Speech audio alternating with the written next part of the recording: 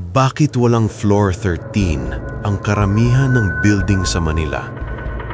Akala ko nung una, pamahiin lang. Hanggang sa nagtrabaho ako bilang night shift security guard sa isang lumang building sa Ortigas. 3:00 ng madaling araw, mag-isa lang ako sa lobby guard post.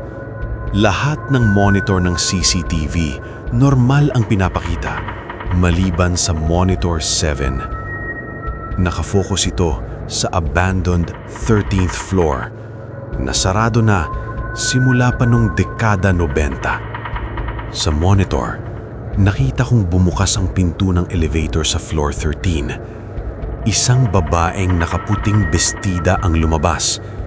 Dahan-dahan siyang naglakad papalapit sa kamera hanggang sa mapuno ng mukha niya ang buong screen. Doon ko napansin, wala siyang mga mata. Duguan ang kanyang mukha. Nabitawan ko ang hawak kong kape. Nang tignan ko uli ang monitor, wala na yung babae. Pero narinig kong tumunog ang elevator sa likod ko. Tumingin ako sa elevator light sa lobby.